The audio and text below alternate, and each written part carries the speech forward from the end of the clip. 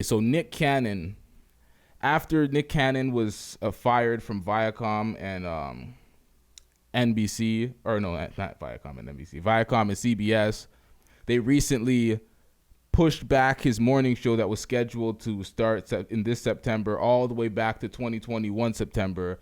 So he has a lot of jobs and a lot of things falling through the cracks ever since he had that conversation with Professor Griff on his podcast, speaking about, he had this anti-Semitic comments, the comments that were deemed to be anti-Semitic. Some people don't agree with it, but at the end of the day, it's up to the Jewish community to determine what offends them and which puts them in position to feel offended.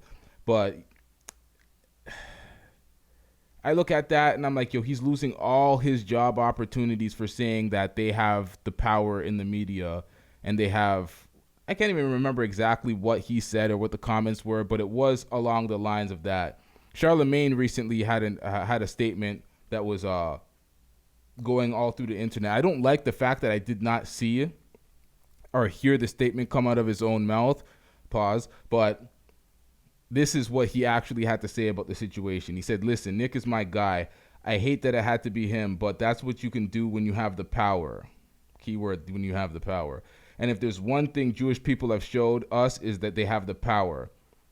He said during Wednesday's broadcast on the radio show The Breakfast Club, I cannot wait until the black people are able to fire people for saying things about us that we deem racist. We can barely get cops fired for actually killing us. So when I look at that statement, hold on. Ooh, fucking struggling out this bitch. I look at that statement and I'm like, that's pretty much along the lines of what Nick Cannon said to be anti-Semitic, talking about the power that they have and the power structure that they have in the media.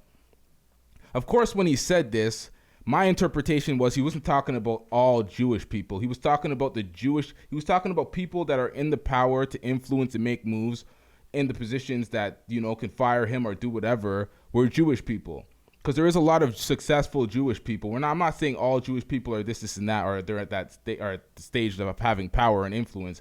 But clearly, they were in the position to fire his ass expeditiously. And Charlamagne pointed out that they're in position of power to actually do that. And black people need to be in position of power to actually get some sort of justice for what we find racist.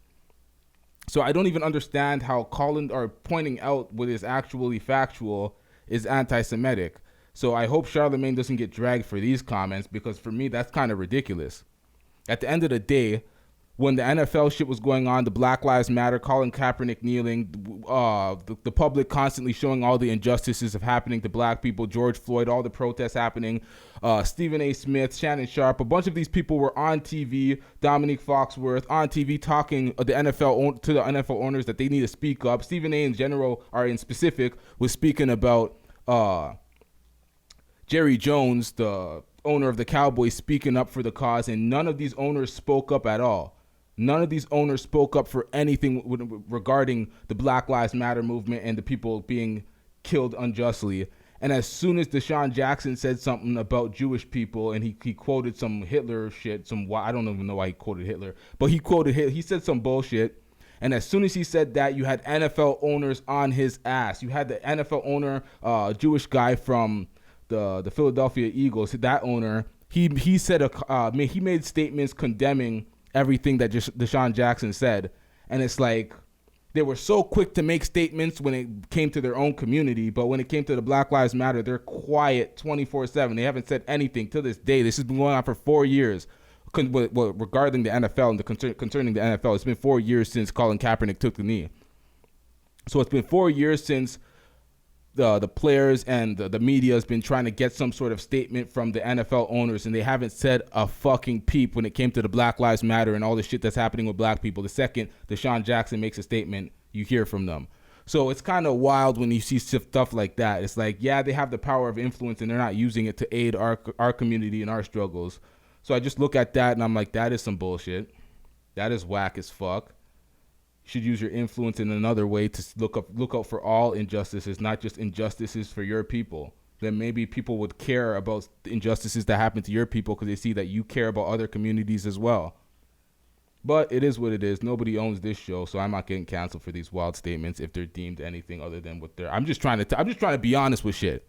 I'm trying to push it into a fucking logical, sane perspective of what's actually going on here. I ain't trying to come for no communities. I'm not trying to be anti-Semitic.